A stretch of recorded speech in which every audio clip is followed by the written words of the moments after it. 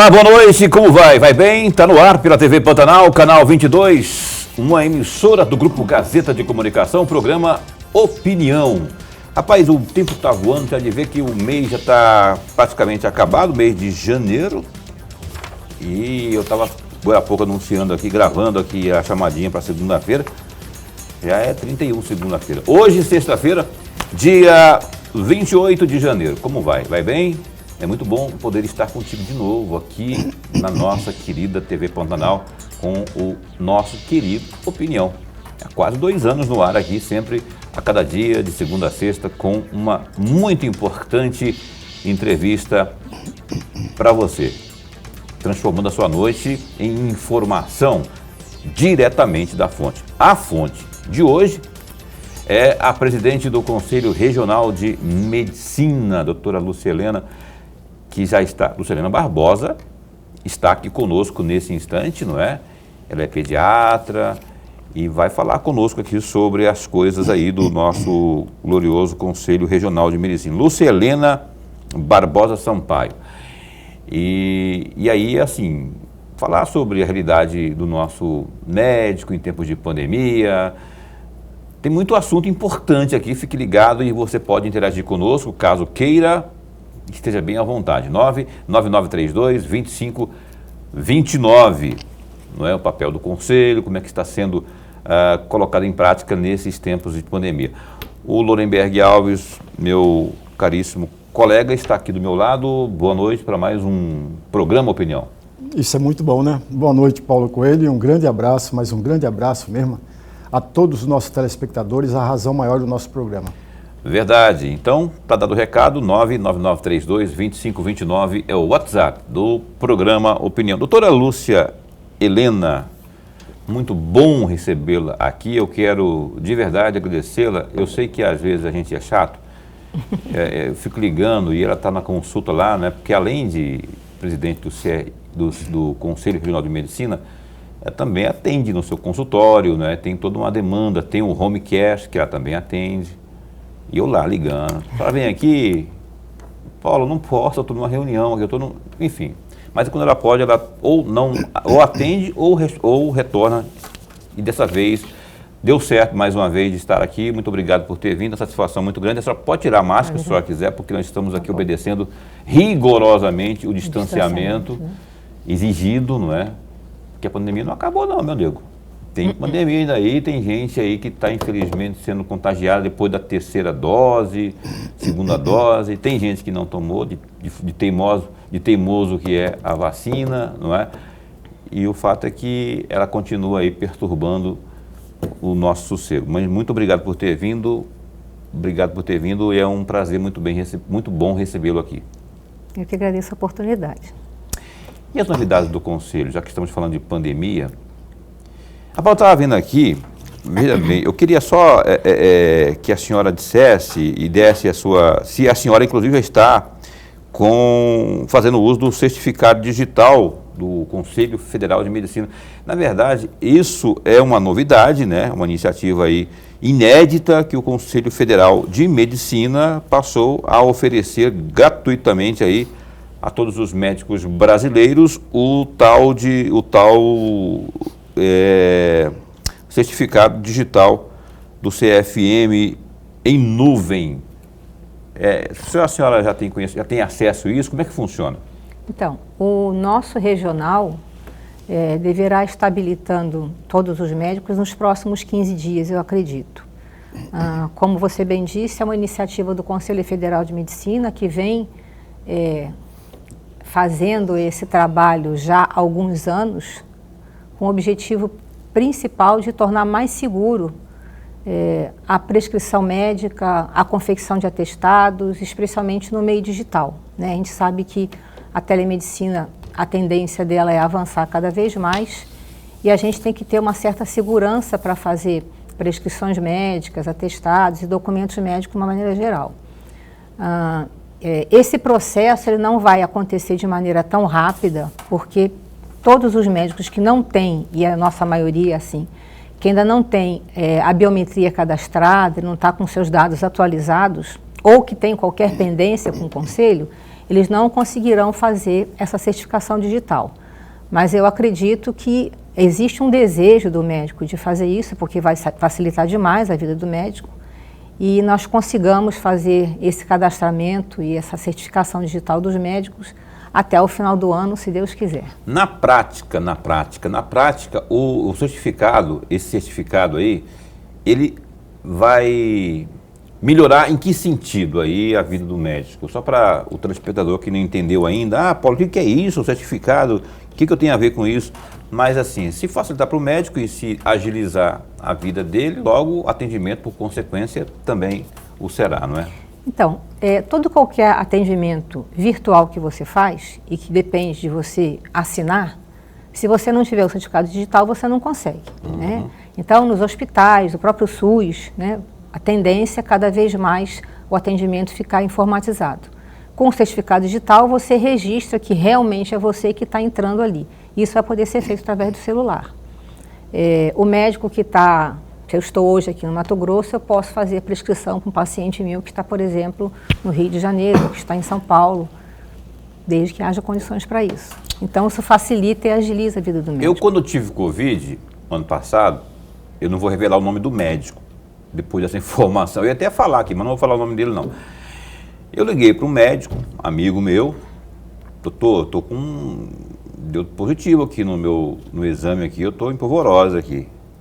Eu queria saber aqui se o senhor tem um protocolo aí, eu queria saber se o senhor me recomenda, se o senhor pode me prescrevê-lo, não é? E mandei para ele cópia dos exames, tudinho lá.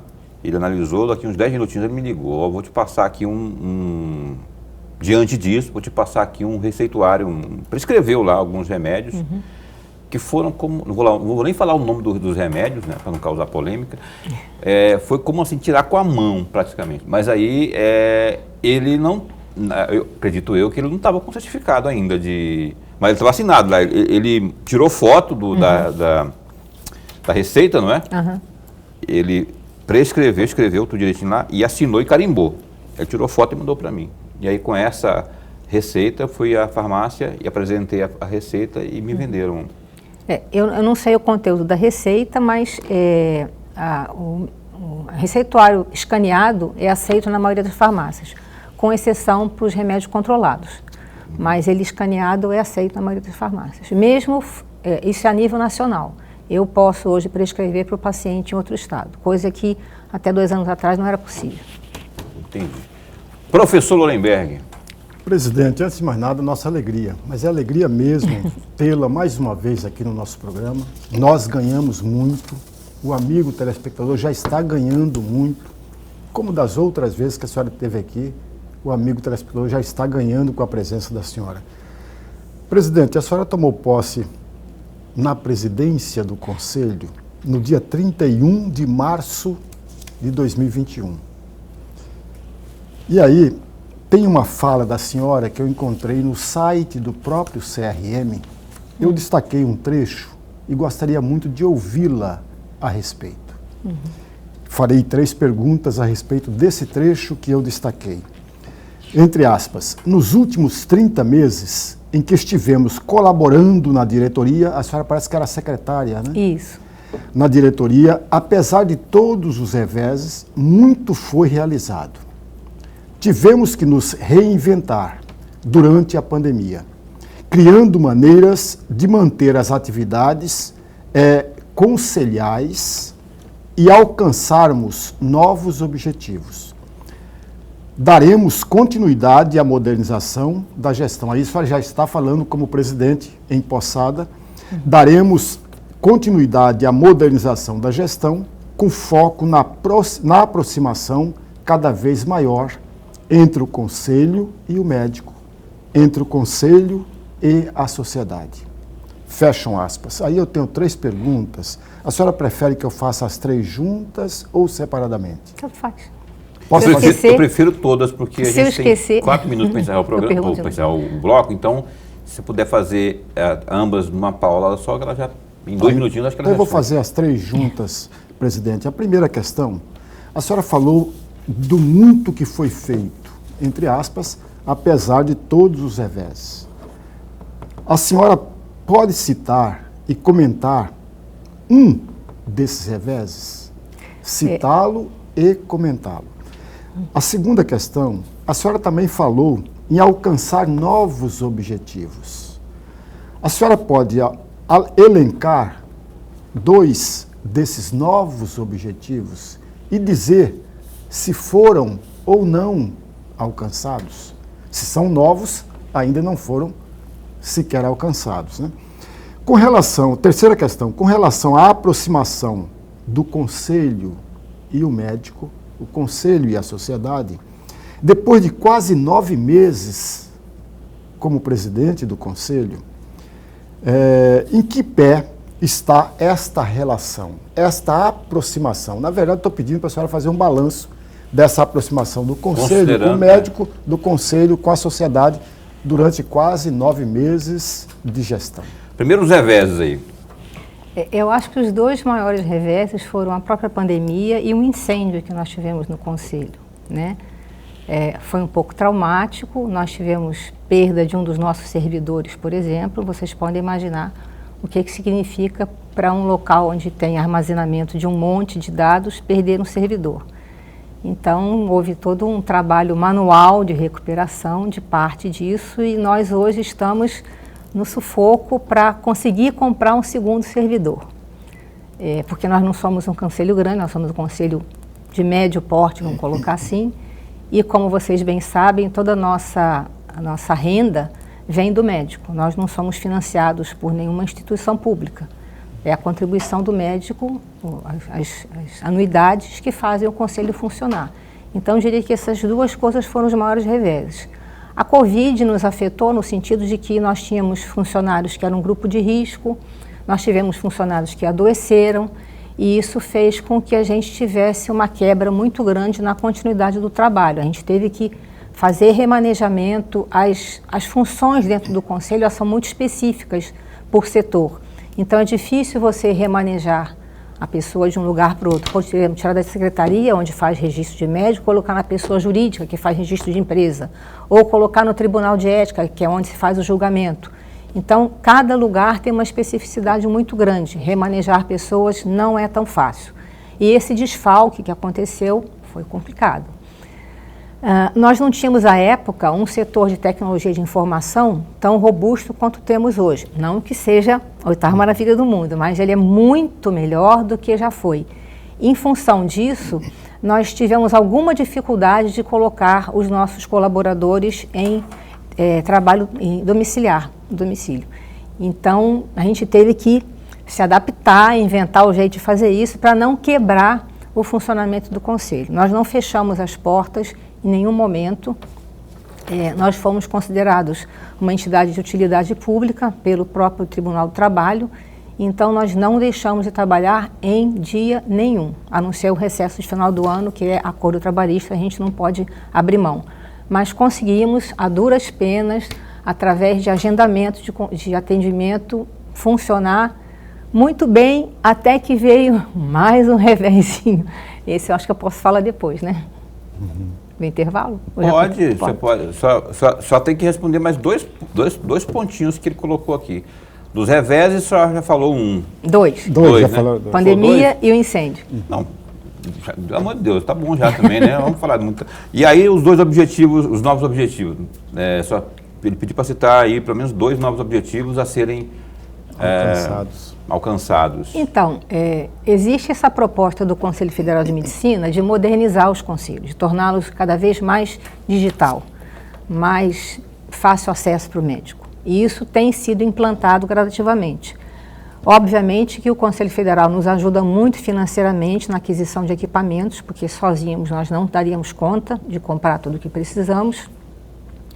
Então, a gente está conseguindo fazer isso. Conseguimos manter, inclusive, na hora que o Conselho Federal liberou, retomar os julgamentos de sindicância. Hoje nós fazemos o julgamento de sindicância praticamente 100% virtual. Fica um conselheiro e um funcionário na sede do Conselho, o restante da Câmara pode ficar no seu domicílio, a gente consegue disponibilizar através de um e-mail institucional para cada um dos conselheiros os relatórios das sindicâncias, as próprias sindicâncias, de forma que o conselheiro pode apreciar e fazer o julgamento todo de forma virtual. Isso foi um grande avanço. E aí tem a terceira colocação que o Lourenberg colocou aqui, que é sobre o que mesmo? A aproximação com médicos. Exatamente. Sociedade, médicos. Então, ainda existe, infelizmente, uma ideia de que o Conselho é somente um órgão punitivo e fiscalizador. E, na verdade, na lei, o que a gente tem que fazer é isso, fiscalizar e punir, julgar. Só que a gente tenta avançar um pouquinho e tentar agir preventivamente, para que cada vez a gente puna menos e precise fiscalizar menos. Então, ações educativas com educação médica continuada, as próprias fiscalizações geram notificações que não são, a não ser quando há muitos absurdos, oportunidade de melhoramento, né, dos serviços de saúde quando fiscalizados. Isso faz com que a gente se aproxime de um jeito não tão negativo para o médico, né? O médico conta muito com o conselho hoje quando passa por reveses, como aconteceu nessa situação. Um incêndio e a situação do hospital municipal, né? Que teve esse probleminha aí com o pagamento dos médicos. É verdade. Normalmente é o conselho que eles se reportam por primeiro, até para informar que estão em situação difícil e que estão para paralisar os serviços. Então, acho que hoje o médico conta muito mais com o conselho, de uma forma diferente do que já foi antigamente.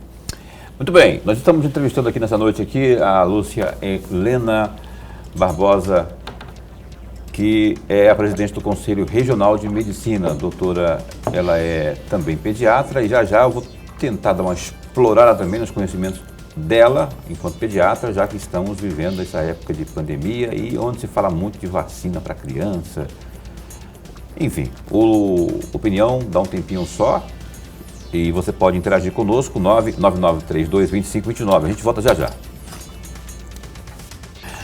Pois bem, a gente retoma aqui o programa Opinião nesta noite de sexta-feira. Hoje a gente entrevista a doutora Lúcia Helena Barbosa Sampaio, presidente do CRM Mato Grosso. Antes de seguirmos com a entrevista, vamos aos destaques nesse instante do www.gazetadigital.com.br, falando sempre aí no começo da pandemia, dos números da pandemia, não é? De acordo com dados da Secretaria de Estado de Saúde. Esses dados que foram atualizados hoje mostram que foram registradas 21 mortes e 5.016 casos em 24 horas.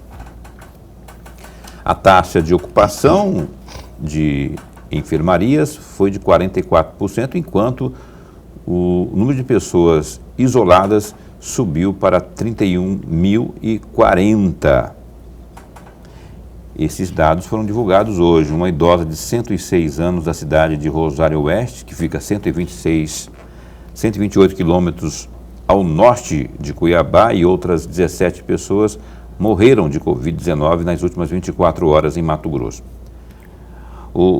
Esse dado foi divulgado pela SES, né, nesse boletim epidemiológico no dia de hoje, sexta. Com a atualização, Mato Grosso passou a contabilizar 620.936 contágios, dos quais em 574.776 casos as pessoas se recuperaram. Contudo, 14.258 pessoas não resistiram às complicações à Covid. Além disso, outras 30.830 seguem em isolamento domiciliar após testarem positivamente para a doença. A taxa de ocupação em UTIs é de 78,91%, enquanto o mesmo índice relativo aos leitos em enfermaria, esse índice aí está na casa dos 42%, conforme você observa aí no Gazeta Digital. Outro destaque também é o seguinte: a Anvisa, aqui é a Agência Nacional de Vigilância Sanitária, aprovou por unanimidade o uso e venda de autotestes contra a Covid-19 no Brasil, diferentemente do demandado inicialmente. A autorização não vem acompanhada aí de uma nova política pública, mas incorpora a estratégia de testagem em massa já estabelecida aqui no Brasil. A elaboração de uma política pública em uma exigência para liberar de forma excepcional a autotestagem, de acordo com a RDC, que é a resolução da diretoria colegiada 36/2015 da Anvisa. A norma proíbe realização do exame em doenças infecciosas, infectocontagiosas, cujas notificações são compulsórias, como é o caso aí da Covid-19.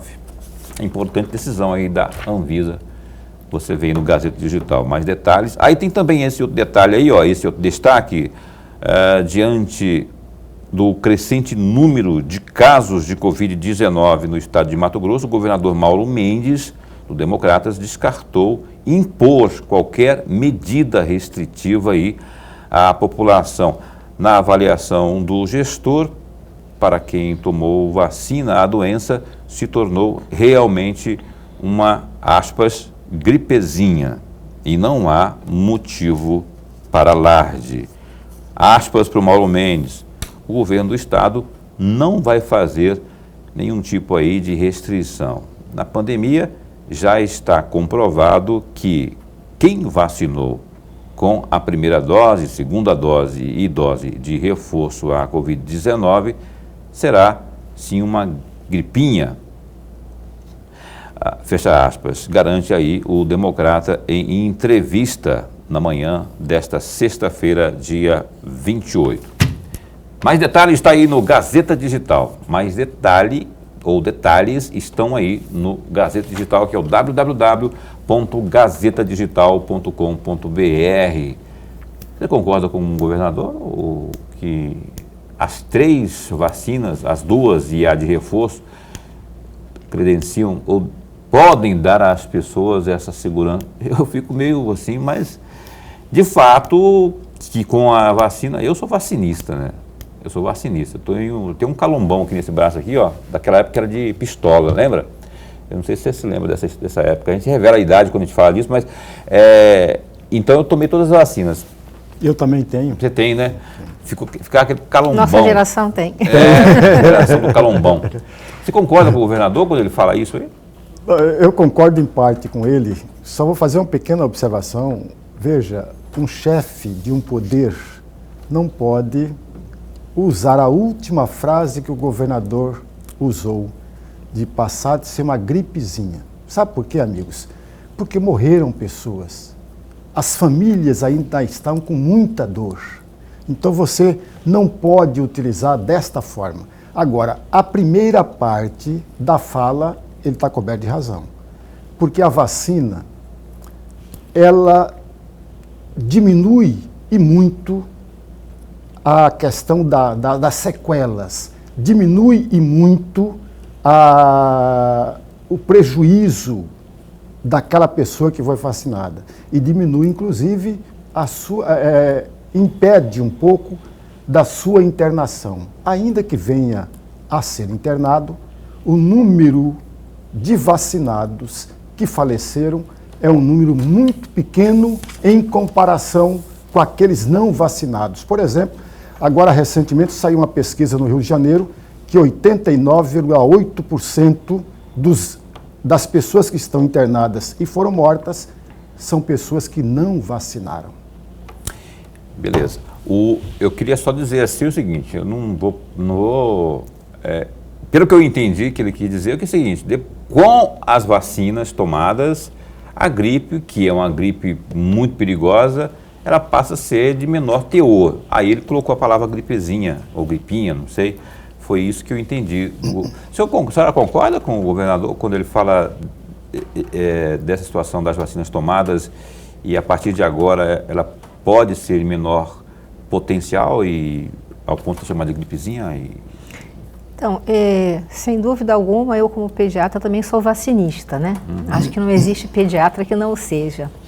Mas especificamente com relação ao Covid, eu lamento profundamente que a gente não possa bater o martelo com relação a isso por uma razão muito simples.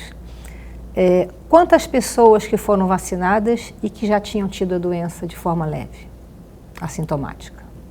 Nós não temos essa informação. Então a gente não pode atribuir, não tem como a gente atribuir o sucesso da vacina somente a ela, porque pode ter mais coisas por trás, pode ter tido uma infecção prévia também. Então eu lamento profundamente que nós não tenhamos conduzido, né, nós só não, no mundo inteiro, a doença dessa forma, pelo menos testando as pessoas antes de vacinar e ver como elas se comportavam. Nas crianças, idem, né? A gente tem aí uma população virgem de vacina, que está começando a ser imunizada, mas nós não sabemos a situação imunológica dessas crianças. E eu aposto que tem muitas delas que já tiveram contato com o vírus. Esse começo de ano demonstrou isso. Esse é um gancho para a minha pergunta. Eu sou vacinista, obviamente, como já disse aqui, não é? Minha carteirinha está completíssima, inclusive com a Covid-19, tomei as vacinas aí. Mas eu sou contra a imposição, não é, de que as crianças devam ser vacinadas, de forma impositiva. Mas eu sou a favor que os pais decidam isso. Como que vou decidir? Eu sou pai, eu vou decidir. Eu vou lá no médico, vou na doutora Dulcelena, vou num pediatra, vou num especialista e vai fazer todo esse tipo de análise aí e verificar se vale ou não. O custo-benefício, né? Por exemplo, para eu tomar as vacinas, não é, da Covid, eu fiz o custo-benefício. Eu fiz esse cálculo, não é? Sou hipertenso, aí tem aí tomei. Mas aí no caso das crianças, sou contra a imposição. Eu queria saber como que a senhora, enquanto pediatra, está vendo isso e o que a senhora pensa a respeito dessa situação da vacinação, tanto a vacinação espontânea como a ideia de se impor isso, o Estado impor isso. Então, eu vou falar como Lucilena, não como presidente do CRM, até porque eu só poderia manifestar como presidente depois que o federal também o fizesse. E o Dr. Mauro foi expresso em pedir que nós não nos manifestássemos, porque está sendo feito uma meta-análise de tudo que existe de doença e vacina pelo Conselho Federal e acredito que em breve vai haver uma manifestação oficial. Mas assim, eu tenho 37 anos de exercício da pediatria e, como falei, sou vacinista. Mas quando você obriga uma pessoa a usar uma droga, uma vacina, que você não pode orientá-la sobre 100% dos efeitos que ela tem, eu acho muito complicado. Eu dedico um tempo razoável do meu atendimento para falar às mães e aos pais sobre as vacinas que eu estou indicando para os meus pacientes. E falo sobre os efeitos adversos, o que pode acontecer, que pode ter a doença em alguns casos. Enfim, você tem como falar isso. No caso dessa vacina, a gente não tem como fazer isso, porque ela está aí há pouco tempo. No que a gente escuta é que elas são seguras, mas também tem uma inundação de informações bastante negativas e que as pessoas ficam assustadas realmente. Quando você não pode dar informações precisas, você não convence as pessoas. Eu penso que tanto adultos quanto crianças deveriam, como você fez, pesar risco-benefício e nos grupos de risco, sim, eu acho que vale a pena vacinar, inclusive as crianças. Agora, aquelas crianças que não são grupo de risco, eu esperaria um pouco mais. Eu acho que eu sinto mais à vontade com a Coronavac, por causa da forma como ela é feita, muito mais próxima das vacinas que a gente usa nas crianças. Não tem a spike, né? Isso. E do que as vacinas que a gente está fazendo agora. Eu esperaria um pouco mais. Vandenberg. Presidente, eu vou aproveitar o conhecimento que a senhora tem, e a senhora nos lembrou agora de 36 anos de medicina. 36 anos não são 36 dias, evidentemente, para pedir uma reflexão. E aí, para provocar essa reflexão, eu vou fazer 3 perguntas. Mas antes de fazê-la, eu vou dar um dado à senhora, que a senhora certamente já tem, mas o amigo telespectador já não tem ainda. Eu tive o cuidado de olhar os boletins da Secretaria de Saúde do Estado desde o dia 29 para cá, sistematicamente. No dia 29 de dezembro de 2021 até hoje, nós registramos no estado de Mato Grosso 63.635 pessoas infectadas. E nesse mesmo período, 206 óbitos. E aí vem 3 perguntinhas à senhora. A primeira delas, eu vou fazer as 3 também juntas. A primeira delas, em todo o conhecimento que a senhora tem na área da medicina, com toda a bagagem intelectual que a senhora tem, esses números são preocupantes ou não são preocupantes? A segunda questão, na opinião da senhora, qual é o risco de termos aqui o mesmo cenário de abril de 2021? A senhora com certeza lembra que nós tivemos no mês de abril com muito problemas. Um número muito grande de óbitos e um número muito grande de internação. Com esse crescimento significativo de infectados e mortes nesses primeiros dias do ano, a senhora acha que nós teremos o mesmo cenário de abril de 2021? A terceira e última pergunta sobre isso aqui. Na opinião da senhora, o governo federal, os governos estaduais e os governos municipais agiram e agem acertadamente no combate ao coronavírus, no combate à pandemia? Bom, eu achei que fosse perguntinha rápida, mas a Lorenberg ele vem com 3 de pancada só, eu vou ter que ir para o intervalo comercial para ela responder com mais propriedade, né? E com mais tempo a cada uma dessas 3. Você falou quanto mesmo aí que morreram? 206? 206 pessoas morreram de 29 para cá, até hoje. De 29 de dezembro. Pai, 29 gente, de dezembro. Exatamente. 206 pessoas. 206. O Pante, eu não tinha feito esse cálculo, não. Isso aqui a gente noticia aqui com os boletins, a gente nem vai, quando vê o... Mas, enfim, a doutora Lucelena está conosco aqui, ela é pediatra, mas ela está aqui em nome do Conselho Regional de Medicina. De vez em quando a gente pergunta alguma coisa que ela não pode responder como presidente do Conselho, e sim como médica, como foi a questão que eu fiz agora há pouco sobre as crianças. Mas a essas perguntas aí, ela dará as respostas após o intervalo comercial, em um instante só. Então, falei que foi rápido? Falei que seria rápido e foi. O Opinião está de volta aqui. O Lorenberg, meu parceiro aqui de bancada, ele deixou 3 perguntitas à presidente do Conselho Regional de Medicina. O que o Lorenberg fez? Ele trouxe alguns números aí preocupantes, né? Do dia 29 de dezembro para cá, que houve mais de 63 mil infecções e houve mais de 26 mil mortes. Não. 206. 206. Óbitos. Que eu vaguei aqui, me perdoe. Então, 206 óbitos, num total de... Nos últimos 30 dias, num total de 63.635 casos infectados, tá certo? Tá certíssimo. Eu anotei aqui. E ele perguntou aí para a senhora, assim, não sei se a senhora se lembra, perguntando se isso preocupa, perguntou também aí sobre os riscos... de que mesmo? De termos um retrato de abril do ano passado. E também o papel dos governantes. Você acha que eles falharam, tanto prefeito, governador e presidente da República? Então, eu acho preocupante sim, porque por mais que a gente já tenha 2 anos de pandemia, é uma doença nova ainda, né? A gente não sabe o comportamento dela ao longo do tempo. E levando em consideração as ondas anteriores, seria preocupante sim, mas tem um detalhe. Semana passada, na reunião do COI, que é o Comitê de Organização Emergencial da Covid, foi dito que o predomínio agora é da cepa Ômicron, que parece ter um comportamento menos letal do que a Delta, que ainda está circulando um bocadinho. Então, é possível que não temos um repeteco do que foi em abril. Não digo em número de óbitos, né? Agora, o número de casos foi uma cepa nova, é como se zera o cronômetro e começa tudo de novo. Então, é possível que tenhamos muitos casos.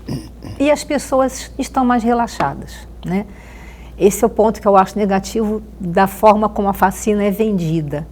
Ah, vamos vacinar, vai acabar com a pandemia. E não é verdade, a gente continua adoecendo, né? De forma mais branda e tudo mais, mas continua adoecendo. Em parte é porque as pessoas relaxam. Se você vai num país como o Japão, por exemplo, ninguém é capaz de sair de casa sem máscara e não ter um comportamento social adequado se tem qualquer sintoma respiratório. E eu penso que isso vai ter que ser uma coisa que nós vamos ter que incorporar ao nosso convívio social. A gente não vai ficar livre do Covid com vacina. Ele vai continuar circulando, vai continuar mutando. Como se fosse uma gripe, e a gente vai continuar tendo que conviver com isso. Isso não tem jeito. E nesse sentido, eu acho que talvez a administração da pandemia, em todas as instâncias do governo, tenha pecado no sentido de não empoderar a população daquilo que eles efetivamente podem fazer para tentar minimizar o efeito dessa contaminação para si e para os seus familiares. Então, os cuidados de higiene, né, higienização das mãos, uso de máscara de forma contínua, especialmente quando tem sintoma, o isolamento das pessoas que são grupo de risco, no sentido de preservá-las, isso aí eu acho que a gente vai ter que continuar fazendo. E por outro lado, a gente conhece já um pouco das comorbidades que agravam a doença, né? Então, quando você estimula a pessoa a fazer atividade física, melhorar sua alimentação, melhorar seus hábitos, você, de certa forma, também está ajudando a pessoa a se fortalecer frente a esse novo agente infeccioso. Isso aí pecou, não se falou disso, só se falou de ficar em casa, e aí parece que não adiantou muito, porque a doença continuou aí, né? As vacinas também reduzem a gravidade da doença, mas não eliminam a doença. Então, a gente tem que aprender a conviver com ela. Essas medidas não vão poder desaparecer durante um bom tempo. As crianças que vão voltar à escola, como bem defendeu a Sociedade de Pediatria no ano passado, eu estive aqui e comentei isso, né? Ela defendia que as crianças deveriam voltar ao ambiente escolar. E eu acho que esse ambiente deve ser um ambiente de educação de comportamento social. Como as crianças devem agir durante a pandemia, na sala de aula, enfim, é um ambiente propício para educar. Então, eu acho que, mais uma vez, a gente tem que pensar nas outras coisas que influenciam a expansão da doença, a gravidade da doença e agir também nesses aspectos. Se a gente fizer tudo igualzinho, do mesmo jeito, vamos terminar do mesmo jeito. Eu acho engraçado porque, assim, agora, recentemente, reconheceram entidades sérias, né? E a própria imprensa, a grande imprensa, né? Que foi um erro ter né, essa questão das crianças, ter interrompido as aulas, porque houve uma defasagem muito grande. Só que aí eu não entendo também, doutora, eu queria que você me desse interpretar isso, porque lá atrás diziam que as crianças não seriam meios seriam pouco suscetíveis à questão da Covid. A transmissão. Exatamente, da transmissão. E agora falam em até impor, tem conversa de até impor aí a vacinação. Quer dizer, agora já virou. E agora temos uma cepa, uma variante de efeitos letais menores, não é? Até o momento é o que se Até o momento, pelo menos. Aí eu não entendo, antes era uma coisa, agora já é outra, e aproveitando isso também, e aqui já é análise, viu, gente? Eu estou só fazendo aqui, tentando interpretar as coisas que estão colocadas aí. E te juro que eu não estou aqui advogando para um lado nem para o outro, não, mas vamos ser razoáveis. A questão da responsabilidade do fabricante de um medicamento, seja ele qual for, nesse caso é da vacina. Eu estava lendo o contrato Sim. da Pfizer com o governo do governo federal, o governo do Brasil. Só que esse contrato também é feito com outros países. Na cláusula 5.5 deste contrato, a Pfizer, que é a fabricante de uma das vacinas aí, está dizendo o seguinte, que ela não se responsabiliza por efeitos adversos. A pergunta que eu faço, e outra coisa mais, ela fala que ainda estão em andamento os estudos. Ora, se estão em andamento, não são conclusivos. Se não são conclusivos, aí alguém fala assim, poxa, ela é experimental. Se eu disser que ela é experimental aqui, eu apanho. Porque você está sendo negacionista, você está sendo... E não estou sendo, eu estou dizendo que está escrito no contrato lá. Se está em experimento... a palavra experimental não pode falar. Mas se está em conclusão, se ainda não estão completos os estudos, logo tem alguma coisa em andamento. Bom, se está em andamento, não está conclusivo. Mas, enfim, eu queria saber da senhora assim, é comum os fabricantes tirarem da reta, vamos falar o termo popular, de não assumir responsabilidade? Isso é não só da vacina, de qualquer medicamento, é comum a farmacêutica, o laboratório não se responsabilizar? Não, o que a gente vê é uma bula mais completa do que se pode ter hoje com a vacina da Pfizer, né? Essa bula está sendo construída. A gente está aplicando a vacina e vendo o que está acontecendo. Trocando pneu com o carro andando. Exatamente. Então, ela não se responsabiliza porque não concluiu os estudos. Foram aceitas as vacinas em caráter emergencial, estamos aplicando e vamos ver o que vai acontecer. Mas a maioria das drogas que são comercializadas tem todo um processo de experimentação laboratorial, em vivo, no humano, para depois ser colocado no mercado. Essa vacina realmente foi uma excepcionalidade, que eu entendo tanto quanto você. Por que foi feito dessa forma? Eu não entendo isso. Com base nisso... Com influenza não foi assim.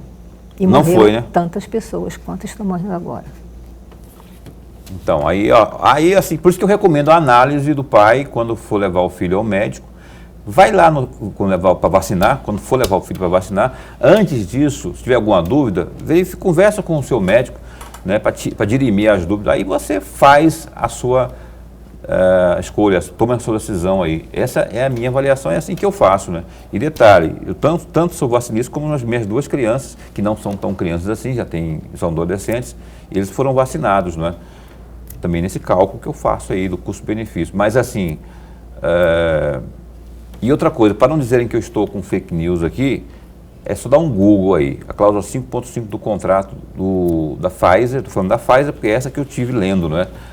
Com o governo do Brasil. E aí você vai verificar lá que a Pfizer é bem clara nesse quesito, que não se responsabiliza pelos efeitos adversos, e ainda pontua aí que está com essa questão aí de análise. Tem previsão até para 2026, meu caro, os estudos, de conclusão dos estudos. Então, né, professor Ollenberg?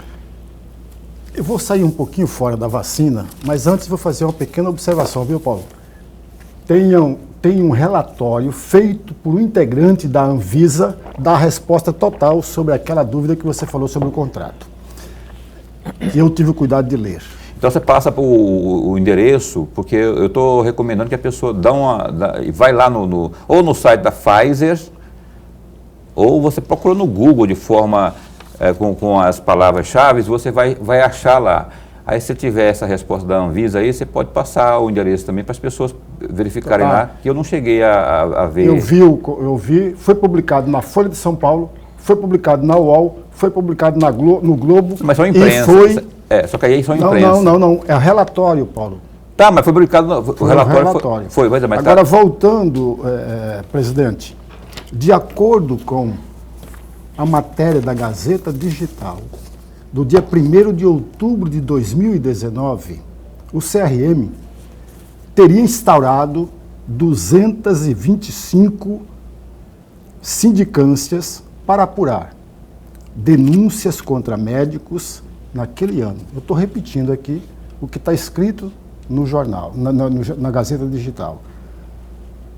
Aí a minha pergunta, presidente, aliás, duas perguntinhas juntas. Esse índice percentual publicado pelo Gazeta Digital é um índice, neste ano, que foi acima das sindicâncias realizadas, ou a tendência é sempre aumentar o número dessas sindicâncias? E a primeira, a segunda questão, junto com a primeira, eu tive conversando com algumas pessoas, alguns pacientes, que chegam a fazer denúncias, e algumas pessoas disseram o seguinte, da demora talvez por desconhecimento do próprio processo que se dá dentro do CRM, da demora que se tem de um julgamento ou de um processo. A senhora poderia nos explicar, por favor, como que dá esse processo, por que a demora em alguns casos, em outros são mais rápidos? Se você pudesse em 1 minuto e meio para a gente... Vou tentar. Quando uma denúncia entra no conselho, você tem que, primeira coisa, comunicar as partes. Quando a denúncia é feita por uma pessoa especificamente, é até mais fácil porque você consegue localizar. Mas como uma denúncia, por exemplo, ex officio, uma matéria jornalística, você tem que procurar encontrar as partes envolvidas. Tanto o médico, que às vezes é mais de um, quanto o denunciante, ou a pessoa que foi a vítima daquele suposto irregularidade por parte do atendimento do médico. Isso, às vezes, é um trabalho hercúleo. Endereços que não são atualizados, a gente não encontra o denunciante, às vezes fica como ex officio mesmo, e às vezes os médicos, infelizmente no Mato Grosso, a gente tem uma migração, uma tramitação muito grande de médicos. Não raro, eles não se encontram mais aqui e andam o Brasil inteiro trabalhando. Às vezes a gente tem demora para localizar. E quando você consegue localizar, existe todo um prazo processual que você tem que cumprir, de manifestação das partes, de ambas as partes, e elaboração do relatório. Nós estamos falando de sindicância. A sindicância é até um pouco mais rápida, porque é como se fosse um inquérito policial, né? Não é um processo. Então, o trâmite da sindicância normalmente é bem mais célere, a não ser quando acontece algum problema da gente não localizar o médico. A gente tem que fazer de tudo para conseguir falar com essa pessoa. E com relação aos números, a tendência, infelizmente, é aumentar. Tá? Esse ano nós já julgamos, esse ano não, 2021, nós já julgamos quase o dobro disso de sindicâncias. Então, o volume é muito grande, para apenas 35 conselheiros. 35? Só? Só. Doutora, e eu tenho que encerrar o programa aqui, eu só queria que a senhora... a realidade da terceirização do atendimento médico no estado de Mato Grosso, em pouquíssimas palavras, como que está hoje? Eu acho que ficou muito aquém daquilo que era a expectativa, tanto por parte dos médicos quanto por parte dos gestores. Nós temos muitos problemas nesse sentido, que inclusive fizeram o CRM procurar o TCE para que eles tivessem um olhar mais apurado para essas contratações que estão sendo feitas, porque recebemos inúmeras demandas de todo o estado, principalmente da capital, de empresas que não estavam efetuando o pagamento dos médicos contratados. Atrasos de 4, 5 meses, levando eles a quererem parar os atendimentos em hospitais que são importantes para atender a população.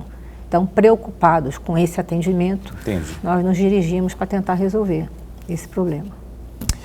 Doutora Lúcia Helena, pediatra, presidente do Conselho Regional de Medicina, muito obrigado por ter vindo mais uma vez aqui ao programa Opinião. Um bom fim de semana para a senhora. Muito obrigada, agradeço a oportunidade mais uma vez e voltarei sempre que for possível. Vamos convidar, é um prazer tê-la aqui, viu? Dorenberg, até segunda-feira. Até segunda. O vice-prefeito de Várzea Grande, José Azama, do Democratas, será o nosso entrevistado de segunda-feira às 7h30 da noite. Um bom fim de semana, se cuida, pelo amor de Deus, da família, de todo mundo. Até lá, fica bem, fica com Deus também. Amém.